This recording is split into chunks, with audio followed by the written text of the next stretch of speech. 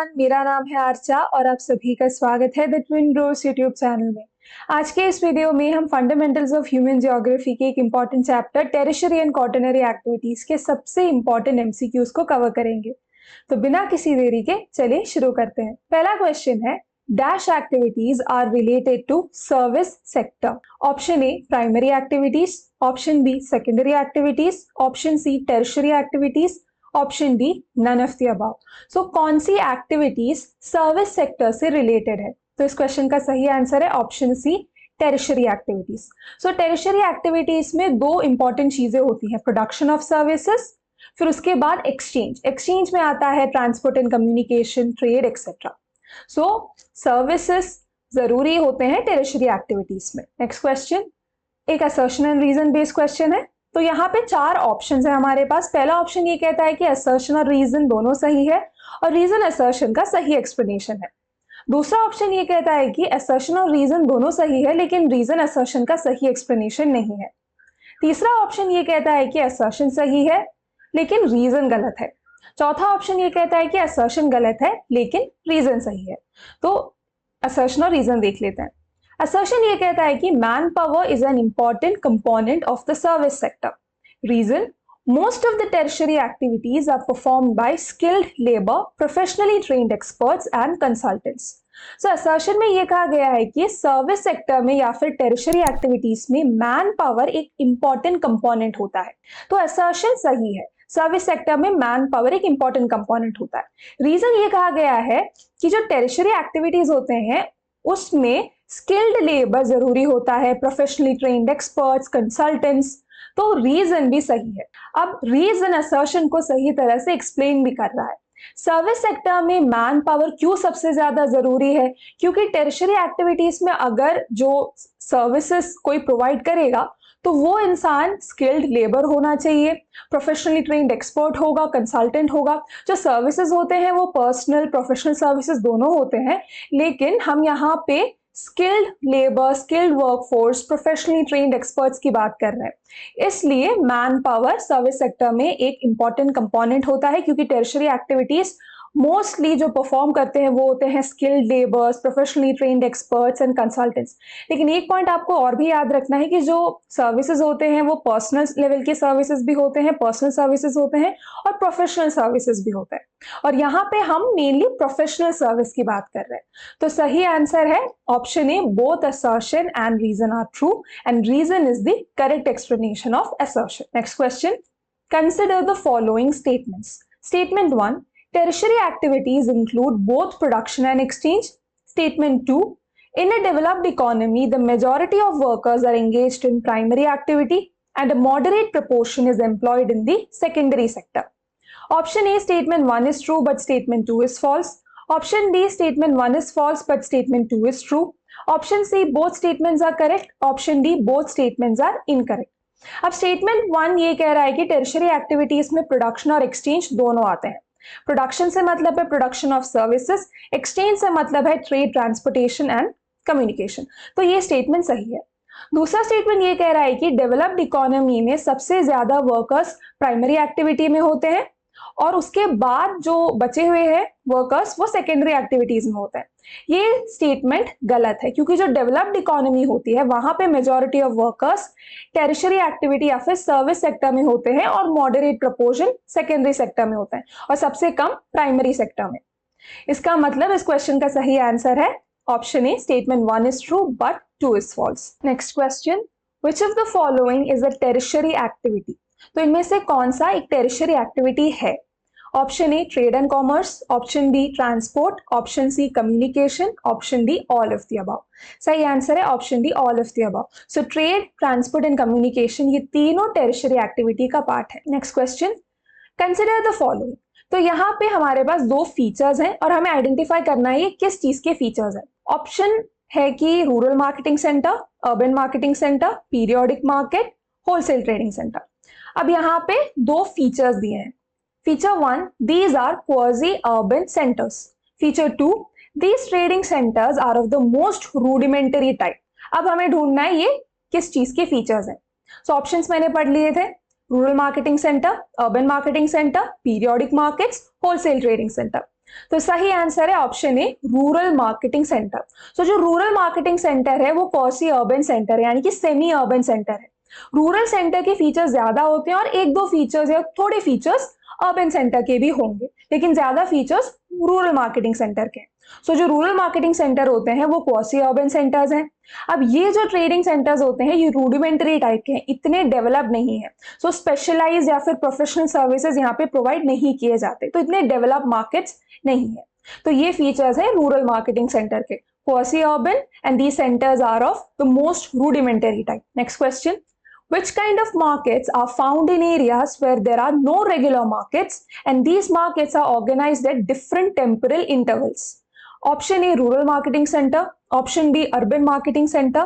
Option C, periodic markets. And option D, retail trading center. तो सही answer है option सी, periodic markets. तो जो पीरियोडिक मार्केट्स होते हैं वो एक वीक में एक बार या एक वीक में दो बार ऐसे ऑर्गेनाइज किए जाते हैं और एक पर्टिकुलर एरिया में फिक्स टाइम पे ये ऑर्गेनाइज होते हैं। तो इस क्वेश्चन का सही आंसर है periodic markets. Next question, consider the following. तो यहाँ पे दो फीचर्स दिए हैं, हमें आइडेंटिफाई करना है कि ये दो फीचर्स किस चीज के हैं। Feature 1, specialised services. Feature 2, offers services of educational institutions and professionals such as teachers, lawyers, etc. Option A, rural marketing center. Option B, periodic markets. Option C, urban marketing center. Option D, none of the above. सही answer है option C, urban marketing centre. तो urban marketing centre में सबसे ज्यादा focus होता है specialised services, professional services पे। यहाँ पे एजुकेशनल इंस्टीट्यूशंस के सर्विसेज प्रोवाइड किए जाते हैं, प्रोफेशनल्स के सर्विसेज जैसे टीचर्स, फिजिशियन, लॉयर्स एक्सेट्रा। तो यहाँ पे ऑर्डिनरी सर्विसेज भी मिलता है, स्पेशलाइज्ड सर्विसेज भी प्रोवाइड किए जाते हैं। तो इस क्वेश्चन का सही आंसर है urban marketing centre. Question, which of the following business activity is concerned with sale of goods directly to the consumers? Option A, retail trading. Option B, wholesale trading. Option C, both A and B. Option D, only B. So trading के दो type है, retail trading, wholesale trading. तो यहाँ पे हमसे ये पूछा गया है कि कौन सी बिजनेस एक्टिविटी में गुड्स को डायरेक्टली कंज्यूमर्स को बेचा जाता है। सही आंसर है option A, retail trading. So retail trading is the business activity which is concerned with sale of goods directly to the consumers. Next question, which of the following was the first innovation in retailing? Retailing में या retail stores में सबसे पहला innovation क्या था? Option A, consumer cooperatives. Option B, departmental stores. Option C, chain stores. Option D, none of the above. सही answer है option A, consumer cooperatives. So जो कंज्यूमर कोऑपरेटिव्स होते हैं, यहाँ पे ये जो रिटेल स्टोर्स होते हैं इन्हें ओन और मैनेज कंज्यूमर्स द्वारा किया जाता है। तो कंज्यूमर्स ही ओनर्स हैं, इन रिटेल स्टोर्स को कंज्यूमर्स ही चलाते हैं। Next question, consider the following statements. Statement 1, wholesale trading constitutes bulk business through numerous intermediary merchants and supply houses. Statement 2, some large stores are able to directly buy from the manufacturers. Option A, statement 1 is true but statement 2 is false. Option B, statement 1 is false but statement 2 is true. Option C, both statements are correct. Option D, both statements are incorrect. तो statement 1 ये कहता है कि wholesale trading bulk business है, large scale level पे ये होता है। अब जो होलसेल ट्रेडिंग है इसमें इंटरमीडियरी मर्चेंट्स आते हैं जो मैन्युफैक्चरर से डायरेक्टली लेते हैं और रिटेल ट्रेडर्स को बेचते हैं, सप्लाई हाउसेस भी हैं, सप्लाई चेन्स भी हैं। स्टेटमेंट 1 सही है। स्टेटमेंट 2 ये कहता है कि some large stores are able to directly buy from the manufacturers.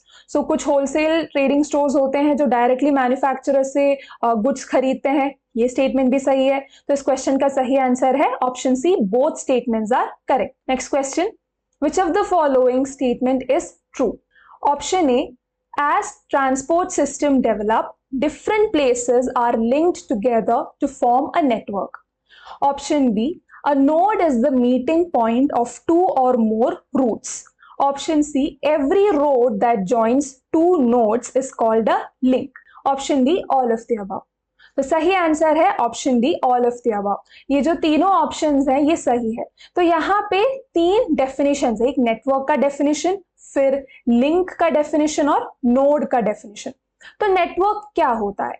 So network तब फॉर्म होता है जब कई सारे रीजन्स एक साथ ट्रांसपोर्टेशन की मदद से लिंक होते हैं। अगर कई सारे रीजन को रोड लिंक कर रहा है तो वो जो सिस्टम वहां पे डेवलप होगा वो एक नेटवर्क होगा। So network develops when different places are linked together. अब नोड क्या है? जब कई सारे रूट्स साथ में मिलते हैं, वो जो मीटिंग पॉइंट होता है कई सारे रूट्स का, जिस पॉइंट पे दो या दो से ज्यादा रूट कन्वर्ज कर रहे हैं, मीटिंग पॉइंट वो नोड होता है। लिंक क्या है? जब दो नोड को कनेक्ट करने वाला वो जो रोड होता है उसे लिंक कहा जाता है। तो कई सारे प्लेसेस जब एक दूसरे से कनेक्ट होते हैं तब एक नेटवर्क फॉर्म होता है। कई सारे रूट्स जब साथ में मिलते हैं वो पॉइंट ऑफ कन्वर्जेंस या मीटिंग पॉइंट नोड होता है। अब दो नोड्स को जो रोड कनेक्ट करता है, जो रास्ता दो नोड को जोड़ता है, उस रास्ते को हम लिंक बोलते हैं। तो ये तीनों ऑप्शंस सही हैं। Next question, demand for transport is influenced by dash. Option A, size of population. Option B, location of cities, towns, etc. Option C, pattern of trade. Option D, type of climate. सही answer है option A, size of population. So जो demand होता है transport का वो size of population पे depend करता है। अगर पॉपुलेशन साइज ज्यादा है तो डिमांड ज्यादा होगा, अगर पॉपुलेशन साइज कम है तो ट्रांसपोर्टेशन का डिमांड कम होगा। अब ये जो ऑप्शन बी, सी और डी है, location of cities, towns etcetera, pattern of trade, type of climate, ये सारे रूट के अंदर आते हैं। जो रूट का फैक्टर होता है वो इन तीन चीजों पर डिपेंड करता है, location of cities, towns, pattern of trade, type of climate etcetera. जो ट्रांसपोर्टेशन का डिमांड होता है वो डिपेंड करता है साइज ऑफ पॉपुलेशन पे। So demand for transport is influenced by dash. सही आंसर है option A, size of population. Next question, dash refers to travel undertaken for purpose of recreation rather than business. Business के अलावा recreational purpose के लिए अगर travel हो तो उसे क्या कहा जाता है? Option A, transport. Option B, tourism. Option C, communication. Option D, trade. सही आंसर है option B, tourism. So recreational activity के लिए जब ट्रैवल किया जाता है उसे टूरिज्म कहा जाता है। Next question, consider the following statements. Statement 1, tourism is the world's single largest tertiary activity. Statement 2, tourism fosters the growth of infrastructure industries, retail trading, craft industries, etc.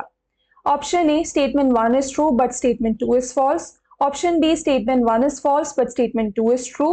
Option C, both statements are correct. Option D, both statements are incorrect. So tourism world's single largest tertiary activity है। Economy में contribution wise और लोगों को employment देने के area में tourism दुनिया का सिंगल लार्जेस्ट टर्शियरी एक्टिविटी है। अब सेकेंड स्टेटमेंट ये कहता है कि tourism fosters the growth of infrastructure, industries, retail trading, craft industries. ये स्टेटमेंट भी सही है। अब जब टूरिज्म बढ़ता है तो उस एरिया में, उस लोकेशन में इंफ्रास्ट्रक्चर डेवलपमेंट होता है, इंडस्ट्रियल ग्रोथ होता है, क्राफ्ट इंडस्ट्रीज का ग्रोथ होता है, रिटेल ट्रेडिंग भी बढ़ता है। तो इस क्वेश्चन का सही आंसर है option C, both statements are correct. Next question, which one of the following is a tourist attraction? Option A, climate. Option B, landscape. Option C, history and art. Option D, all of the above. सही answer है option D, all of the above. So climate, landscape, history, art, cultural significance, ये कई सारे factors हैं जो tourist attraction होते हैं। तो सही आंसर है option D, all of the above. Next question, when medical treatment is combined with international tourism activity, it is known as dash. Option A, ecotourism. Option B, medical tourism. Option C, adventure tourism. Option D, cultural tourism. जब international tourism के साथ साथ medical treatment भी involve होता है, यानी कि जब इंटरनेशनल टूरिज्म इसीलिए हो रहा हो क्योंकि मेडिकल ट्रीटमेंट चाहिए, उसको क्या कहते हैं? Option A, eco tourism. Option B, medical tourism. Option C, adventure tourism. Option D, cultural tourism. सही आंसर है ऑप्शन बी, मेडिकल टूरिज्म। तो ये एक इंपॉर्टेंट क्वेश्चन है। Next question, which of the following activity involves collection, production, dissemination of information? तो यहाँ पे तीन चीजें हैं, collection of information, production of information और डिसेमिनेशन ऑफ इंफॉर्मेशन, इंफॉर्मेशन को स्प्रेड करना।